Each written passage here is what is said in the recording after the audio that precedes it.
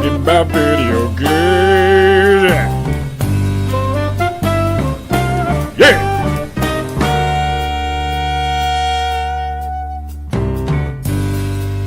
Hello, internets, and all the people who use said internets. This is the Namek vs. Sane podcast, though this might be the last week of being the Namek vs. Sane podcast before we change our name. But anyway, I am Patrick Shanley with The Hollywood Reporter. Joining me, as always, is my friend and co-host, Edmund Arnold. Eddie, how you doing? I'm doing well. I have a question. Why do you refer to me as best friend and friend sometimes? Is it something I do? Is it something I did? I kind of like to keep you on your toes, and on good weeks, I call you my best friend, and on weeks when I'm not as happy with you, I just call you friend. I feel like in the last 4 weeks you haven't called me best friend, so it's like someone listening that might get jealous. I got a whole bunch of texts from other friends, and they're like, oh, Eddie's your best friend? Is that how it is? Oh, I get it. Okay. I never refer to you as my best friend because you're not. What the hell? That's why you're not my best friend. My dad's my best friend, so... Oh, well, that's lame. Yeah. It's cute, though. It's super cute, and I can't make fun of you for it. That's why it's lame. Shut up. You don't know what you're talking about. I clearly don't. Well, it was I guess we haven't spoken. I think we sort of took a bit of a hiatus last week. Not really a hiatus, but we haven't spoken in a little bit on the podcast, so a lot has happened. One crazy story that came out was, of course, about esports in the Olympics again, but this is perhaps my favorite one that happened, and that is the IOC, International Olympic Committee President, came out. His name is Thomas Bach, and he came out and said, I'm just going to read the quote so everybody understands. Read it. Quote, "We want to promote non-discrimination, non-violence, and peace among people. This doesn't match with video games, which are about violence, explosions, and killing. And there we have to draw a clear line. This is in response to bringing the esports into the Olympics." Eddie, what are your reactions to this? How dare he? That's about right. How dare he generalize all video games into one category as being violent and about explosions and killing? I played 3 video games this week that had no violence and no explosions in it at all. So how dare he? But I get it. It makes sense. You want to branch it out to kids. You want to make it universal. So you want to take away, I guess, what is it? So this takes out Call of Duty? Overwatch, Dota, League of Legends. Is Overwatch violent? I guess. It's cartoon violence, but it's still violence. You're still shooting people. But there's no killing. This is my There's problem. No explosions. Yeah, well, it's such a vague thing to say. Well, what constitutes a violent video game? Also, boxing's an Olympic sport. Boxing's violent as hell. It's the most violent sport in the world. Yeah. I just saw a lot of damaged Irish pride 2 weeks ago, so that is very violent. How dare you? McGregor was robbed. Robbed? No, he wasn't robbed at all. He couldn't hold his hands McGregor is lazy. That's what we need to talk about. What a joke of a fight that was. Anyone who actually watches or cares about boxing, that was a travesty. It was. I felt my soul dying as I was watching it, and I saw so many people saying, "Oh, it was so good. It went longer than I expected." I was like, "What? He didn't prepare for the fight. There's no respect shown. They went into it for the money, and y'all didn't see that." So I was like, "Whatever." They made $300 million. Yeah, and he wasn't even prepared to fight 12 rounds. No, because he didn't care. Also, the only reason it went 10 rounds is because Mayweather let it go 10 rounds. Yeah, he absolutely let it go 10 rounds, and Mayweather looked shook those first 3 rounds. Don't get it twisted. He kind of came out there what the hell? And it might have been in the script, too. Maybe, I really think they got the WWE writers behind this. But, yeah, it's just whatever. But back to your point, boxing is violent, right? Right. So, boxing's violent. I think Taekwondo's in the karate's in the Olympics. All these are violent. So why can you include these and not include, a Overwatch? Or a Dota? Well, Dota and League of Legends, too, are so beyond the realm of, actual violence. Because you're watching little characters run around and shoot spells at each other. Yeah, and it's fantasy violence. So I don't even think you can equate that to real life, Grand Theft Auto violence. You know what I'm saying? Exactly. And for this guy to, generalize all video games to be super violent, and we just don't want that a part of our prestigious event. We're bigger than that. Screw you, dude. Right, also, come on, Olympics. The people who pay off countries, literally, to get them... You bankrupted Brazil. You bankrupted Rio. Yeah. And that was fine. It was fine to have syringes floating in the water that you were going to put your swimmers into, but God forbid somebody play Counter-Strike on television. How dare they? Exactly. And, God forbid you show a monkey shooting electricity out of a laser gun. I mean, it makes no sense to me. Think of the children. I get it. It makes no sense to me, but I get it. Because you're trying to play this whole, we're higher than what we're supposed to be. We're trying to protect the children. It's an easy PR move to make. That's it. And I'm sure there's so many old people out there, and I shouldn't generalize old people, sorry, because that's what he did. But there's so many people out there that probably saw this and agreed with him because they think these all video games are these Grand Theft Auto titles. That's my problem, man. It's exactly what we've been saying for weeks. I feel like this is like our number one discussion on this podcast is talking about how you make video games go mainstream for an audience that's not into them as much. And this is exactly what I was saying, that this is what they think of video games. When we were talking about bad looks, and this is what they think of video games, is that they're all violence, explosions, and killing. With no substance whatsoever. It's crazy. And I don't know why anyone would... Why would I watch the Olympics to watch someone play FIFA? Or watch NBA 2K when I could actually watch the Dream Team play, or I could actually watch World Cup soccer? Right. That's what it does. That doesn't make sense to me. So I'm going to go watch a World Cup match, a Olympic soccer match, and then go and watch a FIFA 17 match. I said it as a joke last week. I said it as a joke that they would be playing the actual events. And now it seems like maybe Thomas Bach listens to our podcast and he was like, that's a great idea. I don't know where he's from. That's how I imagine his voice. Yeah, he's probably from where you just... what was that, an English accent? I have no idea what that was. Oh, okay. All right. Well, it's annoying because I'm sick of video games being generalized like this, especially since they provide such interesting and deep worlds now. Right. And even when in the 80s and the 90s, not every video game was violent and with explosions. And I don't know, you have one person that, and this is controversial, you have a couple people that, perform some type of mass event where they go in, take a gun somewhere, right, and then they go in and they look at their logs and see that they play Call of Duty, and all video games get blasted. Right. You know what I'm saying? And it's just, when is this going to stop? It's 2017. When are we going to stop playing video games and stop blaming video games and start blaming the individual for carrying out these acts? It is astonishing to me. Yeah, it's astonishing to see just history repeat itself. I remember exactly what we were just talking about with a lot of stuff with Columbine and other horrible, tragic events that were perpetrated by individuals, not by a blanket group of people. And they were labeling Marilyn Manson as one of the reasons why they did it, because they had listened to some of that music. And that he's an artist, and he had to come out and denounce murder as if he was promoting mass shootings in schools. It's asinine to think that. Well, look back with the Catcher in the Rye when the guy who shot John Lennon, I think is what it was. And it's just this craziness. Why are the actions of some radicals reflective on an entire group of people? And that's a huge statement, much bigger than just video games. But absolutely, Thomas Bach is feeding into a lot of things that are causing division to me. It sounds stupid to make this equivalence between talking about video games and talking about things like ISIS or KKK and other horrible things that are happening right now.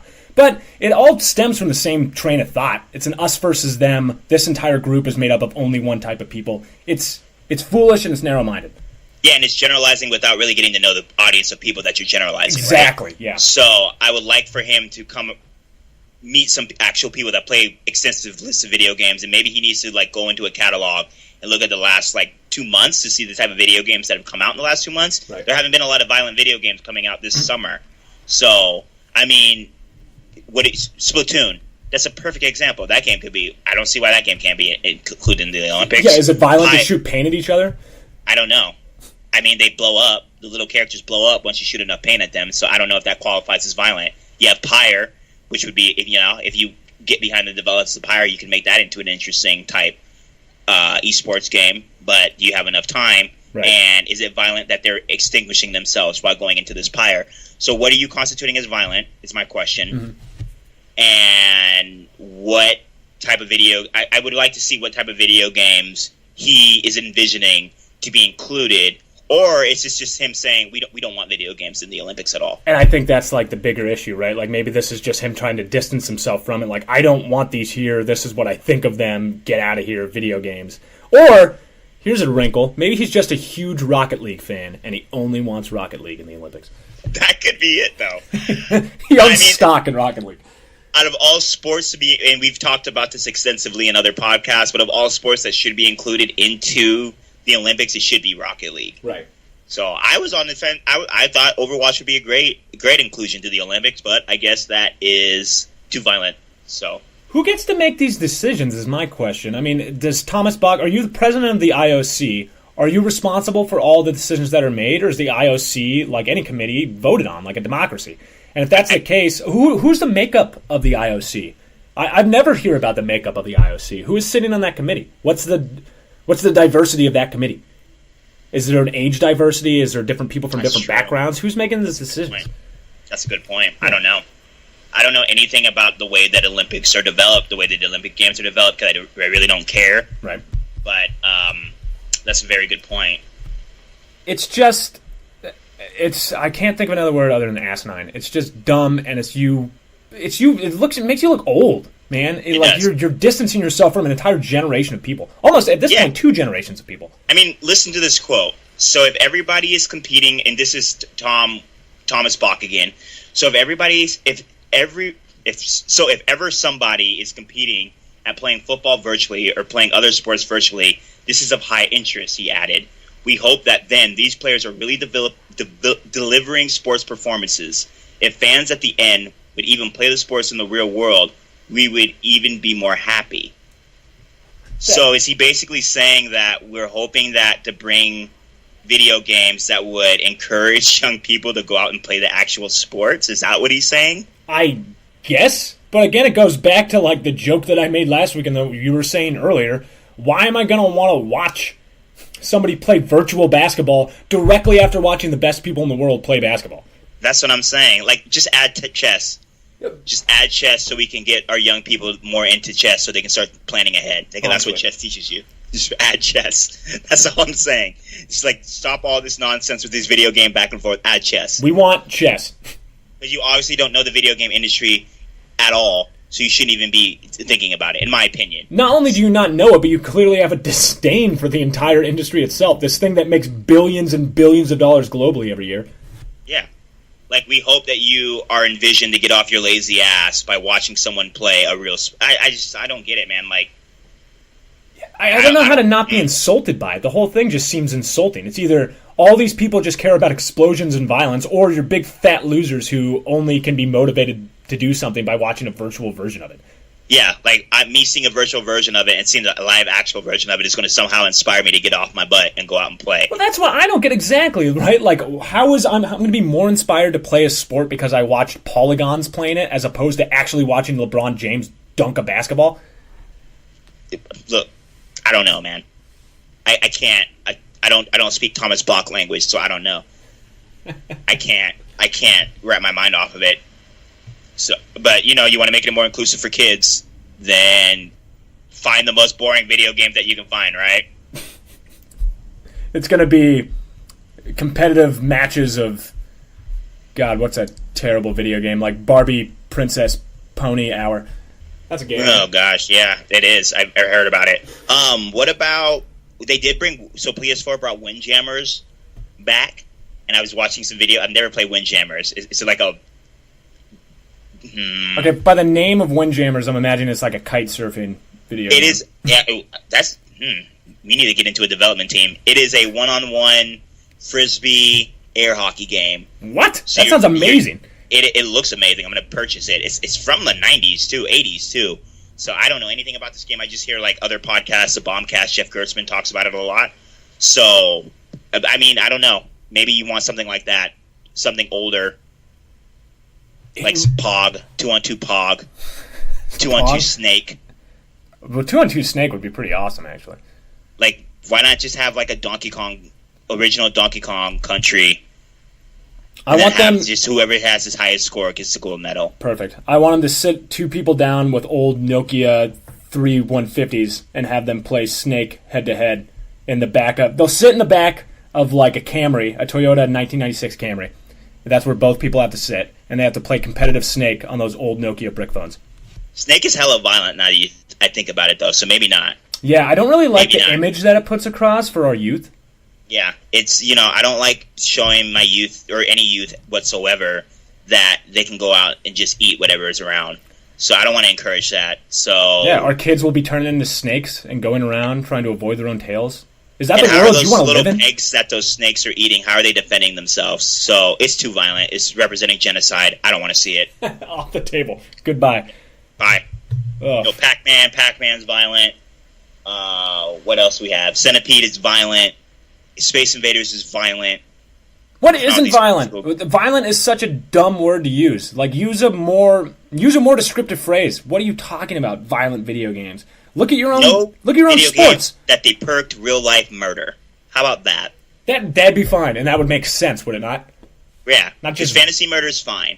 Just not real-life murder. Yeah. Who constitutes what violent is? I mean, the act of almost all physical activity is violent. If you're a Jane. Yeah, absolutely. Yeah. Absolute. Basketball is violent.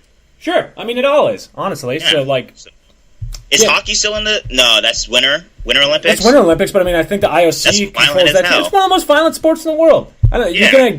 You can't have wrestling. You can't have boxing. You can't have. Don't they shoot guns in the triathlon? Oh, yeah, that's violent. Yeah, too much. It's too much for our youth They to shoot handle. They shoot targets they can't shoot back. So, I mean, come on. This is just a weak, thinly veiled excuse to say I don't want video games in the Olympics. Yeah, and I get it. I do too. I get it. But if you wanted to do that, then just come out and say that. Be a man and come out and say that. Yeah, Thomas Bach, we're calling you out, son. On blast. Yeah, if you're listening to this podcast because we know you did last week, then shout out, fool. Oh, they called me out again. That's my new song. And my mind is Swedish. Okay, joining me now is Disruptor Beam CEO John Radoff to talk about his new mobile game, The Walking Dead: March to War. Great. Well, I can imagine this is a very exciting time as you're gearing up for launch. The game obviously shares a title with Volume 19 of the comic book. These are very, very popular comic books and a very popular TV show. Are players of the game going to recognize a lot of the events? Did you stick pretty close to the source material with this? We do. I mean, it's really important to us as a company that when we're crafting worlds and stories and characters that it really draws upon the source material in a highly authentic way. And this is the first time you're really going to be thrust into the world of The Walking Dead in a truly massively multiplayer environment. And March to War is very much about, that conflict. It's about the reemergence of tribalism and feudalism and Negan and all that stuff around people trying to struggle for control. With something that has such a long history and such a built-in fan base, does it make it more daunting to try and tackle so much material in one game, or does it make it a little bit easier because you have so much to work with?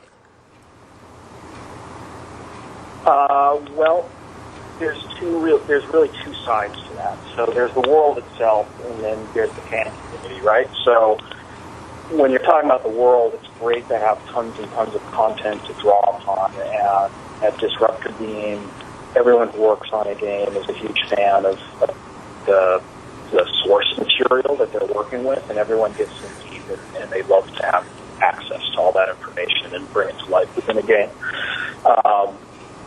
Our first two games, Game of Thrones, Star Trek, also two examples of worlds with just an enormous amount of depth, characters and whatnot that we can draw upon. The other half of it, though, is the fan community, right? So fans of this kind of stuff, which I number myself as one of them, we all have a really high bar for what we want to get out of it, right? So we're not going to be satisfied if we sit down and play a game and it just seems like it's a rehash of some kind of game we've already played elsewhere, where they just sort of changed out the graphics and put in The Walking Dead or Star Trek, for example. And Right. we really cut our teeth on that with our first two games. But of course, Game of Thrones fans, with our original license being not just HBO, but also George R. R. Martin books, who brought in that whole book community who are very detail-oriented. And, of course, Star Trek. You've got 700-plus episodes of content, and there's people out there who know every single one of those episodes like the back of their hand. So we have to be really careful that we bring it to life in the right way.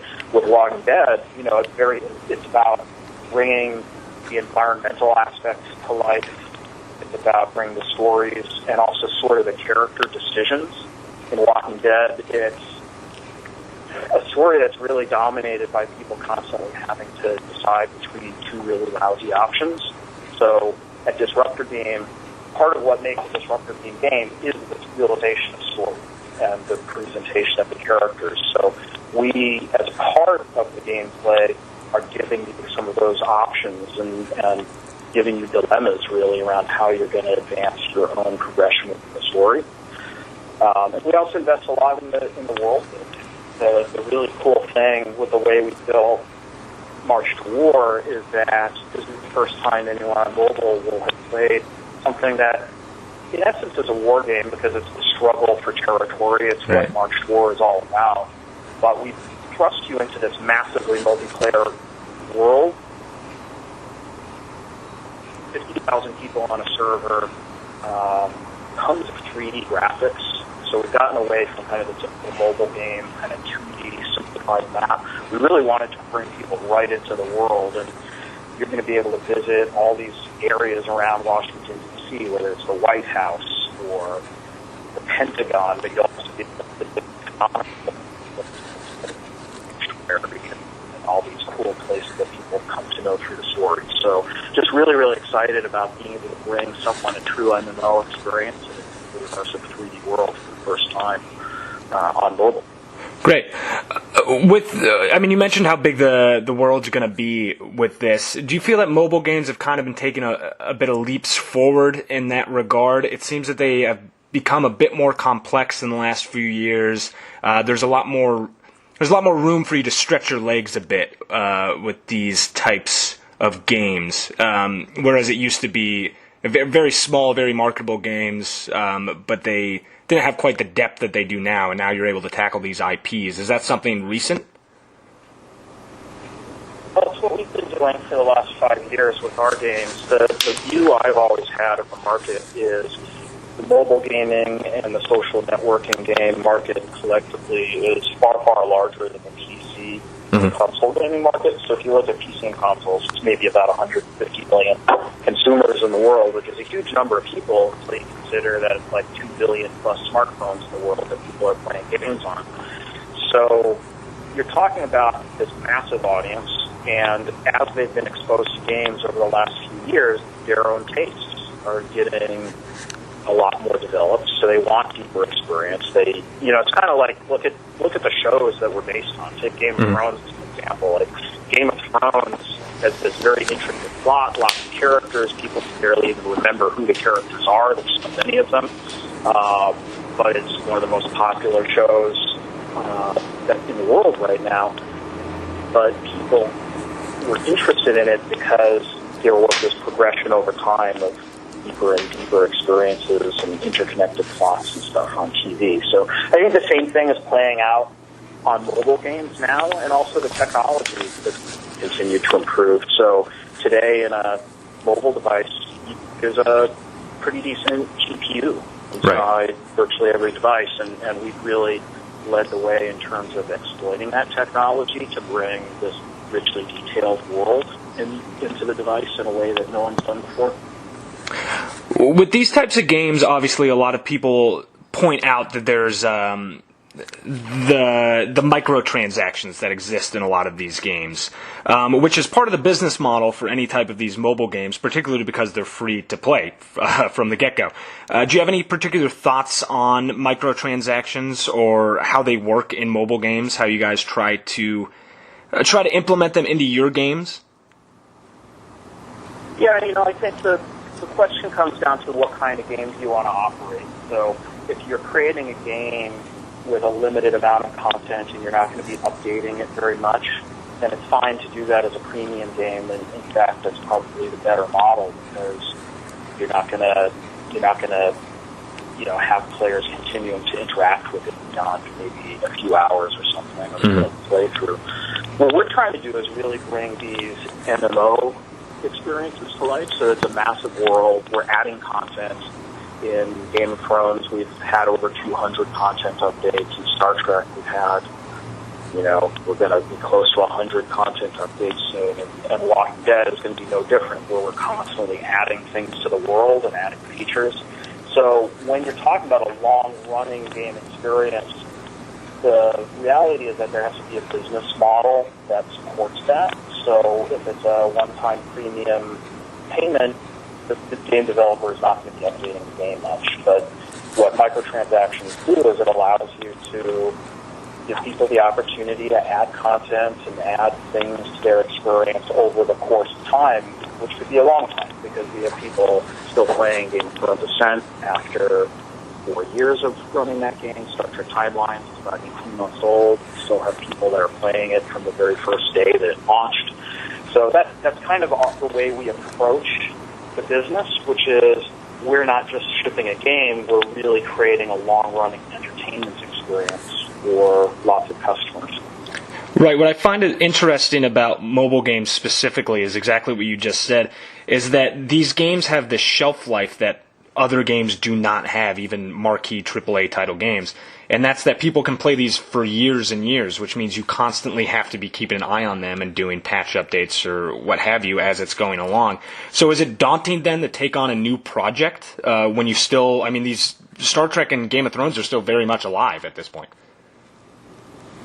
Yeah, well, we've had to scale out our company to support that. So, when I first went and sat down with George R. R. Martin over 5 years ago and shared with him the idea for the game we wanted to create, we were like a 5-person company at that time, and we launched the game. We had maybe 10 people in the company. Today we have over 100 people in the company, so we've had to evolve to be able to do that. We've also had to increasingly become self-reliant. So early on in our business, we depended on outside agencies and publishers and whatnot to help us launch a game. Today, we've built a publishing function. We have our own support organization. So today, we're a vertically integrated company that is able to do all the elements of running a successful online entertainment business, and that includes being able to manage multiple teams across several games and live ops. With the company's growth and the success of the last 2 games, has it been easier to get your hands on these big market IPs? With something like The Walking Dead, were you approached by the team there, or did you guys have your eyes set on Walking Dead as fans or as a particularly good business prospect? How did the March to War come about? Well, you would never describe getting any of these franchises as easy, because we're talking here about the very most popular franchises in the entire world. Like Star Trek, Game of Thrones, Walking Dead are more or less without peer. There's a few others, that we can think of that are up at that level, but there's very few. So when you're talking about that, it's just not easy. The market has evolved over time. When we first were doing Game of Thrones, I would say people that other game developers were not thinking about doing licensed games, and we were one of the first to come at it, and we approached it from a different direction, which is rather than being just another reskinner of games, we would think, first and foremost about the fans and the world that they wanted to enter into, and then really bring them that world authentically, which means that the game systems and features are built upon the fan base and the world requirements. Over time, now there are other people that are interested in securing these licenses to build games, and the way the market has evolved is, while there's more competition, we have more of a competitive advantage at this point, having done it several times. Mm-hmm. But beyond that, it's not just about that we can do it, it's that we do it authentically. It's the fact that we really, when we build a game, we're working with the creative teams as well. So we work with George R. R. Martin, we work with Robert Kirkman at Skybound for Walking Dead. So they're part of the process, and it's really, really important to us that the creator, the original mind behind any of this IP, is part of it, and that they're bought into it, because we want something that's for the fans. Do the fans ever reach out to you? I think what I'm saying is that's what people, that's what the owners of the IP care about, right? Right. there's too many people out there who just think of this as like it's another merchandising deal, like games are a T-shirt and they can get a little royalty on it. But that's not really what it is. Games are really now a form of media unto themselves, and not only that, but it's the best form of media for engaging people every single day, multiple times a day. It's better than social media. It's better than anything out there that you can imagine. Right. And they realize that this is the way to expand their franchise. So it's got to be an honest interpretation of the material. I 100% agree with that, and I think that this is a way to solidify those fanships by allowing people to live inside of a world that they are obviously already a fan of. Do you guys get pitches from fans of other IPs that they want you guys to take on over at Disruptor Beam? Like, I don't know, what types of IPs are pitched to you, what type of properties are pitched to you, anything that you guys have your eyes on? I mean, we have our product has been played by over 15 million people. Jeez. So, we get every conceivable thing has been suggested to us. Yeah, really for us, at the end of the day, we've got our list, which we don't really talk all that about that much of what we think would be a good fit for us. There's only maybe 20 things in the world that are even a great fit for us. Right. I can tell you the criteria we look for. We're looking for, big fan bases that really love the world first and foremost. We're not building things that are about one particular character. We're really doing things that are about the world and then the characters that populate that world, and you coming in as a character yourself and joining that world in the fan community. So when you kind of look at the commercial scale that's required, which is tens of millions of people have to have the name recognition plus sort of that epic world building requirement that we have approaching the game, you get down to a relatively short list, and that's what we're talking to every one of those owners in the world right now, I think, at this point of our business. Great. Well, I'm excited to see the new game, and I'm excited what the future holds for you guys over at Disruptor Beam. Well, thank you very much, John. I appreciate your time this morning. My pleasure. Thanks for having me. Of course, absolutely. Congratulations and good luck with everything.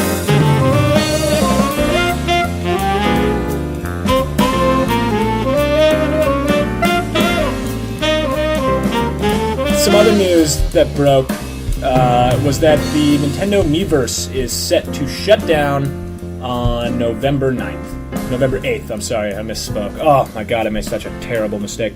The Miiverse, which opened up a little over 5-6 years ago, I think it started in 2012, it was announced, and then it officially opened in April of 2013. So it's been, about 4 years of the Miiverse, so enough time for it to, be a thing, I guess. I don't know how I feel about this, to be completely honest with you. Do you have any strong attachment to the Miiverse? It's a cool service. I always thought it was one of the best. It's good. It's a good social service, and it's very good for Nintendo, and it seemed to be functioning very well for the last few years, and it was a good way for the Nintendo community to really communicate with each other because they really don't have any other ways to communicate with each other. I don't get it. I don't get the move. It's what I think I'm trying to wrap my mind around it, because it's not like Miiverse is this big important thing, right? But it's a nice substance to have. You already have your system, and it's it's unique to your system. So I don't know. I don't get it. To me, it seems that they have those servers, and they're kind of killing one server to just start a new one. I would not be surprised at all if in the next couple of weeks they announce whatever the replacement is for Miiverse.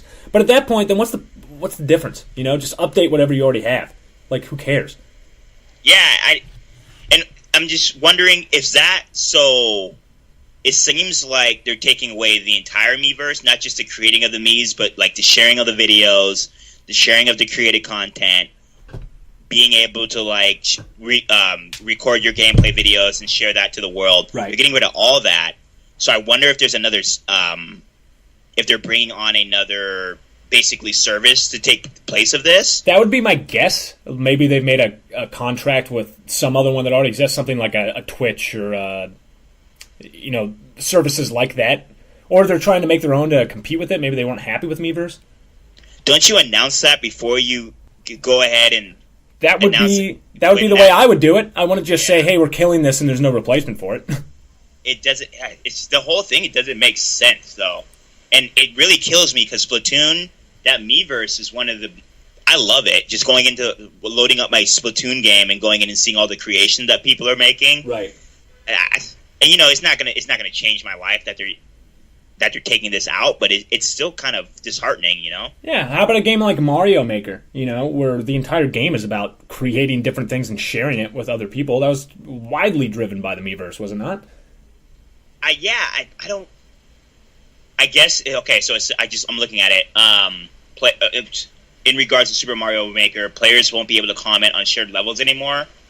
So that takes out the whole aspect of sharing, right? If I can't comment on your created level, I can't point out any grievances I have with it. I can't point out anything that I particularly feel strong about in your level. So, and we live in 2017 where we want to comment on everything. And there's 80 different forums to do it. That's one thing. Right. So I mean, look, it disappears. Now you're going to have to go to one of the 900 other places where you could have a public forum to talk about games. It's not as readily available. You might have your laptop up next to you, but you're probably already doing that anyway. But it just, I don't know. It's either, these are the two options that I see in my mind, and this is me just, if I was Nintendo, what if I was a Nintendo? That's Mario. I like that. I'm doing a lot of voices today. I don't know what's wrong with me. If I was Nintendo, I would have did what you said, is announced whatever the replacement is before I announced that I was getting rid of this thing. Or this is, again, like, I don't want to say a thinly veiled thing, but maybe they're just trying to distance themselves from having people. Because let's be honest, the Miiverse is not always just nice and pleasant. There's a lot of awful things that are tossed around the Miiverse, just like any other public forum. So maybe they're trying to shut that down. I don't know. Is this a bit of censorship? It's not toxic. It's not as toxic as any of these other social, like Xbox Live, or I wouldn't even say the PlayStation Network is toxic. Well, Xbox Live is perhaps Xbox Live is the most toxic environment on planet Earth. I think so. Yeah, of course, but for the most part, I think Nintendo's really good about regulating what is posted on there. Mm-hmm. For the most part, I've never seen anything that was made me offended or made me like the racism or anything like that. I think Nintendo's community did a good job about regulating that type of behavior. Does that have something to do with Nintendo's regulation, or do you think that has something to do with the playership of Nintendo games? I mean, they do skew a little bit younger, which can be a bad thing or a good thing depending on it. Out of just off of looking at forums and looking at comments, I feel like Nintendo's community is the most loyal and the most respectful community of all communities. Because I think Sony and Microsoft fanboys are so used to being defensive and so used to having to attack each other. Nintendo's just like the third child that kind of just grew up without any competition. You know what I'm saying? Like Sega's gone, so you really don't have anyone to go after. It's like that much older sibling who doesn't really care about the squabblings of the younger siblings. Yeah, that's a better comparison. Not a younger sibling. Yeah, an older by 10 years. Yeah, they've already been to college. Mature. They've taken sociology classes. They got it all figured out. They come back and they look at the Microsoft and Sony brothers fighting, and they're like, "Oh my gosh, still get over it. You guys are the same person," type thing. So, for the most part, I don't see any. The only thing that annoys me with the Nintendo community is that they're too loyal to their to Nintendo. They're unwilling to bash Nintendo at all. So that kind of annoys me. Yeah. But other than that, I just no toxic. Not as bad. Not nearly as bad. So maybe that's why Nintendo can do something like this. If Xbox announced that they were killing Xbox Live, right, or at least aspects of it, this would be a huge, huge story. It feels like when Nintendo announces that they're cutting off the Miiverse, it's a story, but it's not ground shaking in the same way. Yeah, and I think the difference is Xbox Live is vital to everything you do on your Xbox, similar to PlayStation Network. Right. You could play your Nintendo Wii, your Nintendo Wii U, or your Nintendo Switch your entire life without ever accessing the Miiverse. And it's not as big of a part of the community or the gameplay. I mean, now you buy a game on Xbox or on PlayStation, almost every game you buy is going to be it's got to be massive multiplayer. I got to play with a whole bunch of other people. At least the big market games. Whereas with Nintendo, their biggest game this year is just you play it by yourself. It's a one-player game with Zelda. Yeah, Zelda. And, and they don't have any there's not many games that they release for the Nintendo Switch that really incorporate the Mii's in the Miiverse. So they're really at an opportunity right now where they can kind of just like pull that away and not be hurt by it. So the only game that I've seen from Nintendo release on Nintendo Switch that really incorporates the Miiverse at all is Mario Kart 8. Which is not a blockbuster, let's be honest. But no, it's out. I mean, it's been out for years. So right. Well, like you can't. No more tournaments. So is life worth living? I don't know. That's the question that arises from all of us. That's true. Should we all just give up and pack it in? I think about it once a day. I would too. If I was way into the Miiverse, I'm still going to be able to keep my Mii's, right? That's what I really care about. Spend a lot of time making sure my Mii look like me. I think you'll be able to keep your Mii, and I think you'll be able to upload like your creations somewhere. All of your mutant Mii's, your horrible. Not your mutant Mii's. I mean, like those little drawings and stuff that you did. Right. So a lot of people did like really nice artwork. So I think you'll be able to like put that. I'm not sure though. But I think I read somewhere that you'll be able to upload your artwork somewhere. I don't know where the Mii's are going. And we don't know. It could be...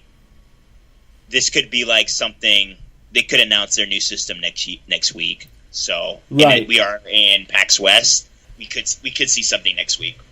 These are all speculative things, right? Because it hasn't come out yet. But these do kind of seem like the writing on the wall type of decisions where...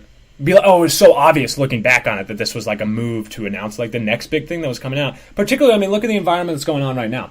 Xbox has announced that they're phasing out the Xbox One now in favor of the Xbox One X, which means nothing to me, by the way, because they all play the same games. It's not a generational shift, or it's not a new phase. The next generation. There we go. That's the word I was looking for. It's not the next generation yet. It's just an upgrade of whatever the other system is. So, like, this is what consoles are now. They're cell phones. Pretty much, that's exactly what it feels like. Yep. Yeah, they're cell phones. We're not gonna get a new console anymore. We're just gonna get reiterations of consoles every year from now on, until it's a more powerful version. And then you're like, okay, maybe this is the next generation of consoles. But they're I don't know, man. They're killing the console generation, in my opinion, with this. To me, Xbox One, PlayStation 4, Neo, whatever it's called, it's like the two worst things that it could have happened. Yeah, I think it's a stupid decision, because I think what you're going to get now is that people aren't going to be buying them. It's not an event anymore. And unless you're really hardcore on this stuff or exorbitantly wealthy, you're going to be paying... These things are not cheap, you know? They're $400, $500, $300 for these new systems. And you're going to do that once a year for what? Marginal upgrades in graphics and CPU processing? HDR. This one's black, and it has a blue line on it. This one's gold. Well... I mean, I would buy something gold. This one babysits your children. That would be.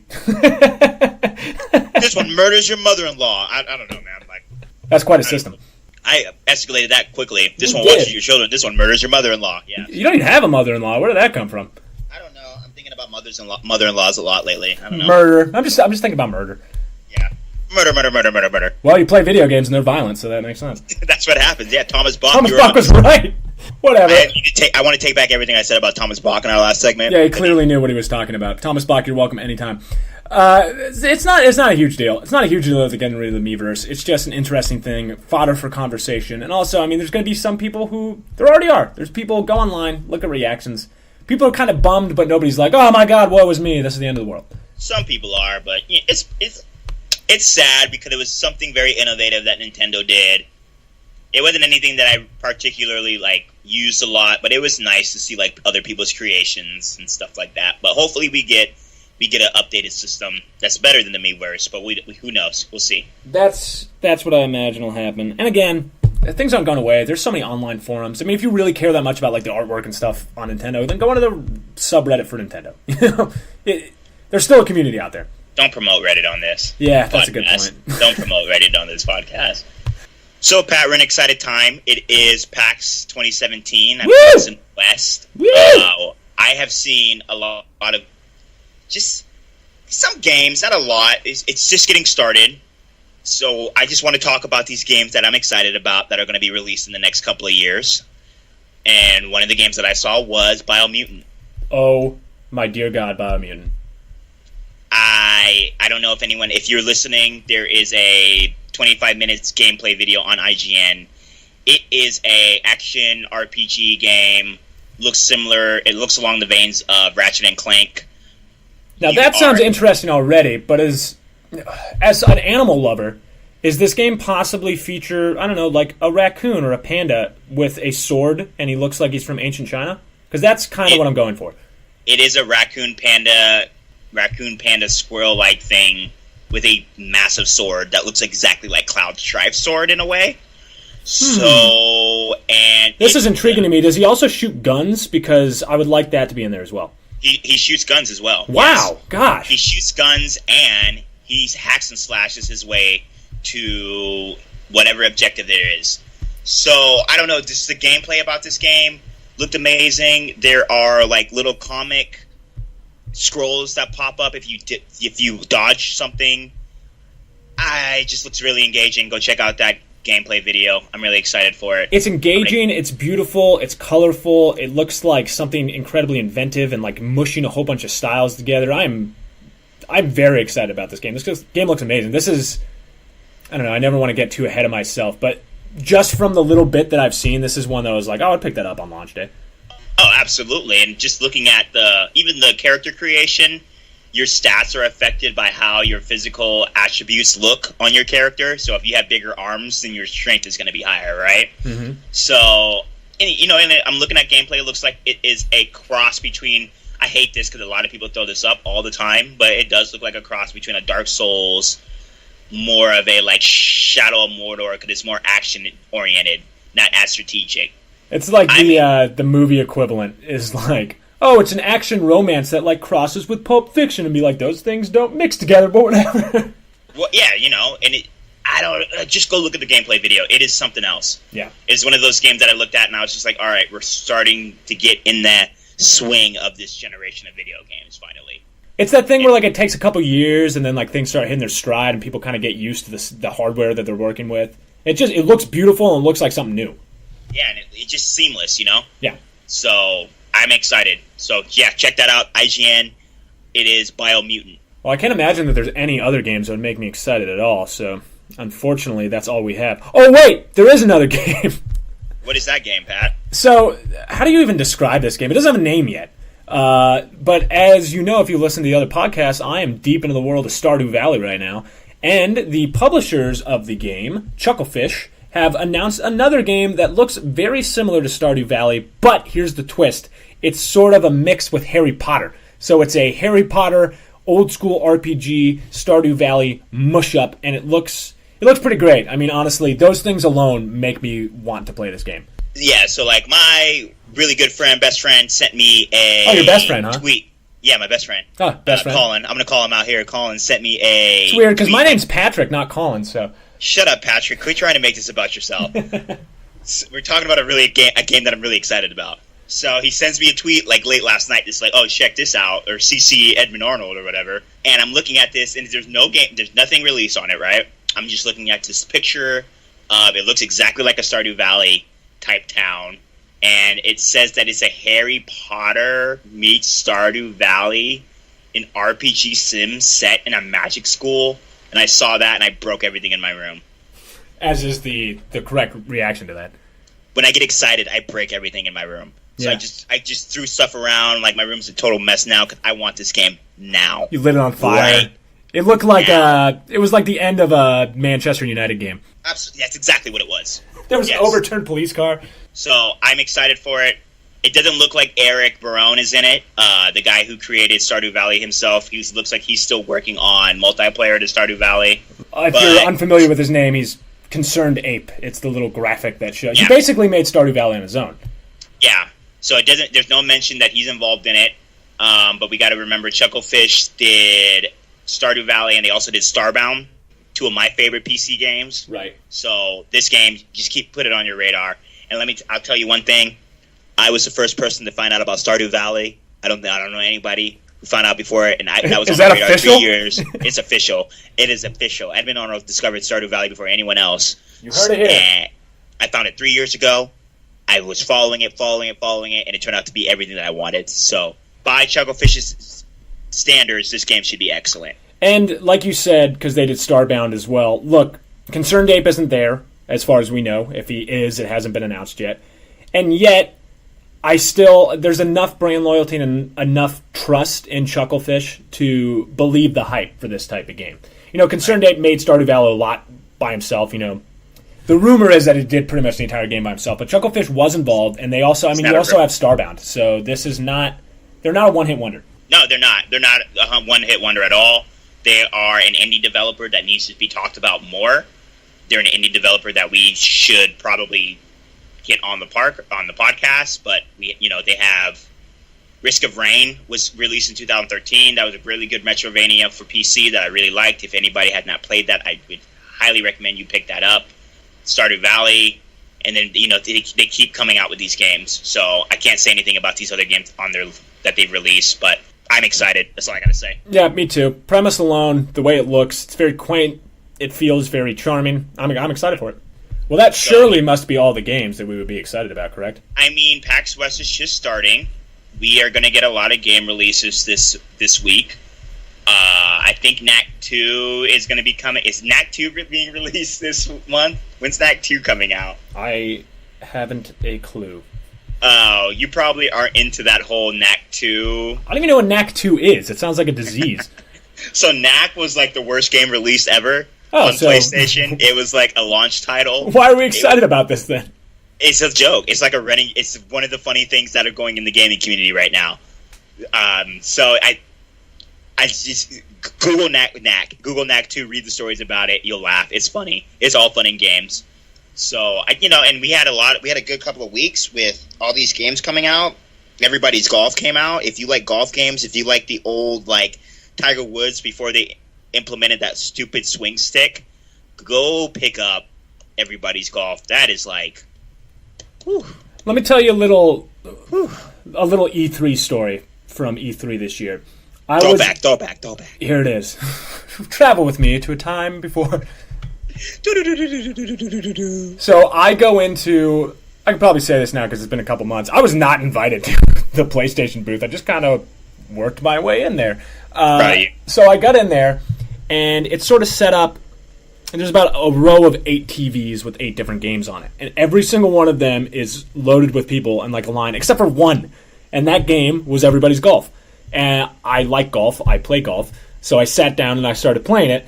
I played that game, I'm not exaggerating, for an hour and a half just by myself, just sitting there playing Everybody's Golf in the middle of a crowded show floor.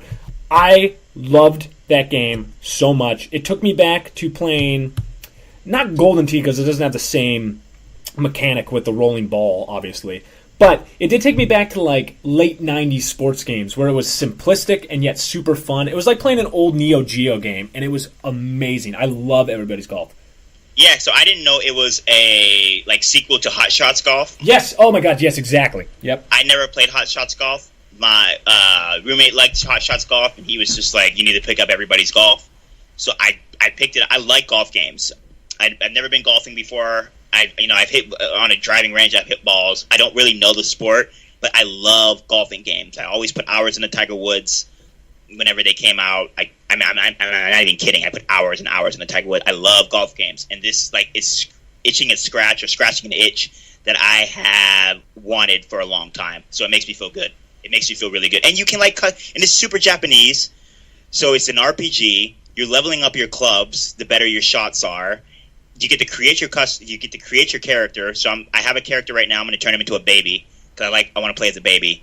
So and everything about it is just so. It's just great. It's a great game. Go pick it up. Your last sentence alone should be enough for anyone to buy that. That I want to turn my golfer into a baby. I'm going to stream it. I've had a hard time streaming because it's been so hot, but I'm going to try to stream it. Probably not this afternoon because it's going to be over 100 degrees. I got to get out this house, but I'm probably going to try to stream it maybe tonight or tomorrow. But yeah, come watch it because I'm going to make a baby and we're going to go golfing. Come make a baby with us. I'll make a baby with Edmund. Oh man. Anyway, it is a great time for games. We're kind of out. It doesn't feel like it, but we're out of the summer. The heat is not out of the summer. I know, but it's like this is the game time. I mean, Absolver came out last week, which is another innovative fighting game. We've been talking a lot about fighting games. It's been the year of the fighting game. It's been the year of esport and the year of the fighting game. Fighting game, absolutely. So Absolver is this. How do I describe Absolver? It's an online multiplayer game where basically you get a certain set of moves. In order for you to unlock other moves, you have to go out in the world and fight characters, and you unlock these moves by either blocking or dodging these moves that they perform on you. That's exactly like me when I go to a dance club. That's exactly you just described. That's how you learn how to dance, right? Yeah, that's my life. Someone to a dance battle. All the dance moves that they use that you don't know. As soon as you beat them, you just automatically know them. I gain their dance moves. Yes, exactly. Absolutely. Sorry to interrupt. Please go on. Yeah, but it's just you create your own character. You're going around and you're fighting. The game is very strategic, methodical. So you have to like think about how you're striking, think about when you're dodging. You can perform some crazy Jackie Chan type moves. It's a fun game. It's bare bones. I'm not gonna lie to you. I would wait a little bit to buy it because there's like nothing in it. Right. But we're talking a lot about how innovative and how creative games are getting, and that's just another example. And it's French, which I found very, I'm not going to say bizarre, but I was surprised that it was French. It felt like a Japanese game. It's exciting, man. We have an exciting time for games, and it is officially game season. Madden came out last week, 2 weeks ago. Destiny's coming out this Tuesday, so we are in the thick of it. It's all happening, my friends. I'm excited for some Destiny, man, after playing our beta together.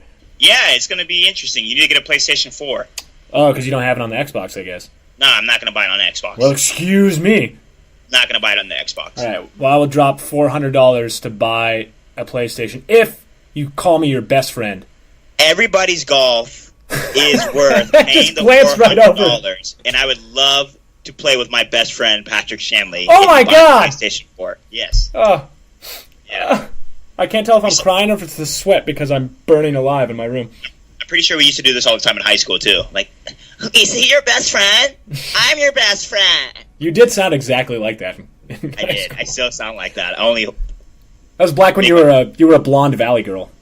Oh my God! Just tell me who your best friend is, okay? Like, I need all the best friends in the world, and I just need maybe more than 4. So, are you mine or not? I want everyone to be my best friend on MySpace. Am I in your top 8? All right. Well, another week, another podcast, another guest, another week to look forward to, and crazy gaming news and other fun guests. If you haven't yet, please subscribe. Please follow us on Twitter. We're on YouTube. We're on Twitch. All of the links. If you're on SoundCloud, just move your cursor over to the right. Follow my voice. I'm moving over here to the right. And then, look, it's all our Twitter and all our links. Yay! We found it together. Good for us. It's so easy. It couldn't be easier. Follow us. Leave a comment on iTunes. Changing our name. Don't be alarmed. I think the name change is going to happen this week. We're going to make it more video game oriented. And we barely talk about Dragon Ball Z on this podcast, so I think we're going to change it. It's such a stupid name for a podcast it's a great name. It's a phenomenal name. It's not relevant to what we're doing. True. I have to explain it to every single person I talk to. And we're going to talk after this podcast because I kind of like another name that you gave me. Ooh. The Donkey Kong Con Artist. Yeah, I love that. I don't know. That's where I'm leaning. I think it would be good because we are kind of cons, right? Yeah. Because we're not video game reporters. No, that's what I like about it. You barely play video games. I play video games. They're just from 20 years ago. Video games. You don't play relevant video games. Stay tuned for massive announcements. Yeah, and if you have a suggestion for a name, don't give it to us because we're not going to listen to it. We don't care about your input. See what I did there? You see what I did there? I did. People thought we were going to be nice, and we weren't. We're not. So follow us on Twitter. The Twitter name may change. Follow us on SoundCloud. We're still Namek First Saiyan from right now. Follow us. Leave a comment. Leave us a review on iTunes. We really appreciate it. Absolutely. Just keep tuning in. Keep supporting. Thank you. Yeah, thanks everybody. It's been really fun. It's been a great thing. I love talking to people about this stuff, so it's really fun. If you have any guests that you would like us to reach out to, please do. Always open to different types of guests on the podcast. If you know of a game company, anyone involved in games that you would like us to speak to, or if just an interesting person, like let's say the guy down the street from you who sells oranges is just really, really into it. I like oranges. Let's talk to him. I like oranges too. That's how I can tell you live in Southern California because you just brought up people who sell street. So. If you know somebody who sells a very nice Pinot Noir that's worthy, contact somebody in the Bay Area. I got you, dog. I got you. I know where all the Pinots are. All about that Pinot life. Yeah, dog. Yeah. Oh my gosh. All right. Well, thank you very much for listening, everybody. We love you. Yay. Thank you, everybody. I heard No Man's Sky is good now.